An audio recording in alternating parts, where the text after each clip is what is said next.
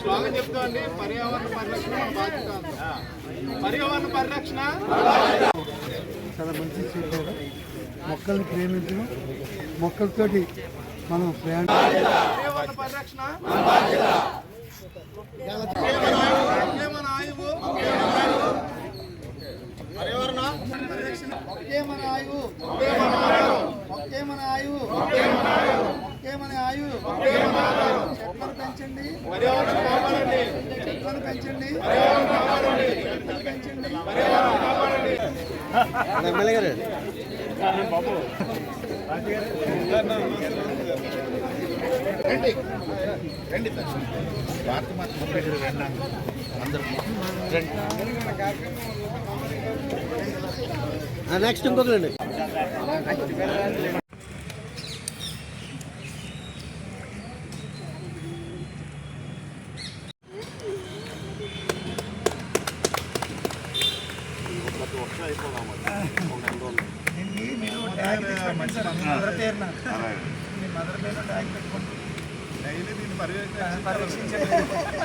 ఈ మొక్క నాటినందుకు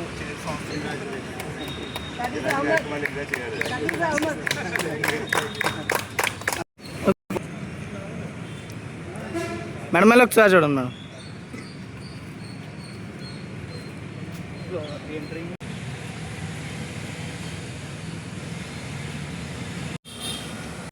friendship day సందర్భంగా వివేకానంద పార్కులో చేతితో చార్ట్బోర్డ్ ఫెస్టివల్ సొసైటీ వారు చక్కని కార్యక్రమం ఇప్పుడు సమాజానికి కావాల్సినటువంటి ఏర్పాటు చేయడం జరిగింది. వారికి వాకర్స్ అందరి తరఫున అభినందన తెలియపరుస్తూ చక్కటి మొక్కలన్నీ కూడా అందరికీ ఇవ్వడం, పార్కులో కొన్ని దాన్ని నాటడం కూడా చేశారు. ఇలాంటి సేవా కార్యక్రమాలు చేయడం అనేటువంటిది చాలా గొప్ప విషయం. ముఖ్యంగా మనందరూ తెలుసుకోవాల్సింది ఏంటంటే ఈ రోజుని మొక్కలతో స్నేహం చేయాలి. అది ఎందుకంటే చాలా ఇంపార్టెంట్. ప్రస్తుతం సమాజంలో ఉన్నటువంటి అన్ని రకాలకి కూడా ఉపయోగపడేటువంటి ఈ మొక్కల్ని పెంచడం, మొక్కలతో స్నేహం చేయడం అనేటువంటి వీళ్ళు మంచి స్లోగన్ పెట్టారు. దాన్ని ఫాలో అయ్యి ఈ మొక్కలు పట్టుకునే వాళ్ళు అందరూ కూడా వాళ్ళు ఒక్కొక్క మొక్కని పెంచి వాళ్ళు ఆనందిస్తూ సమాజానికి కూడా మంచి చేసేలాగా చేయాలని చెప్పి మనస్ఫూర్తిగా కోరుకుంటూ మరొకసారి వాకర్స్ అసోసియేషన్ తరపున మన చేయూత అసోసియేషన్ వారికి అభినందన తెలియజేస్తాం.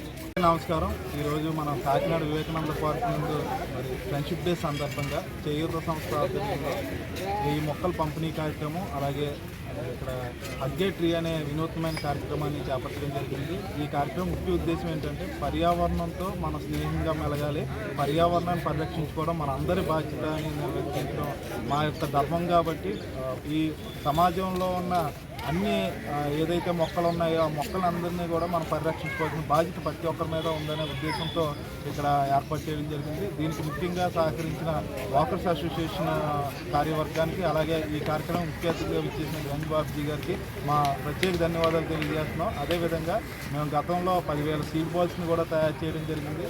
అది డిఎఫ్ఓ గారి సూచన మేరకు మేము అడవి ప్రాంతాన్ని కూడా డెవలప్ చేయడానికి కంకణం కట్టుకున్నాం. అదేవిధంగా మరి కాకినాడ పట్టణాన్ని మన కాలుష్య రహిత నగరంగా తీర్చిదిద్దుతున్న ప్రతి ఒక్కరూ బాధ్యత తీసుకోవాలనే ఉద్దేశంతో ఈ కార్యక్రమానికి అవగాహన కార్యక్రమంగా కూడా మార్చడం జరుగుతుంది. మరి ఈ కార్యక్రమంలో భాగస్వామ్యం నేను ప్రతి ఒక్కరికి పేరు పేరున మా చేయూత సంస్థకి ధన్యవాదాలు తెలియజేస్తాను. Thank you.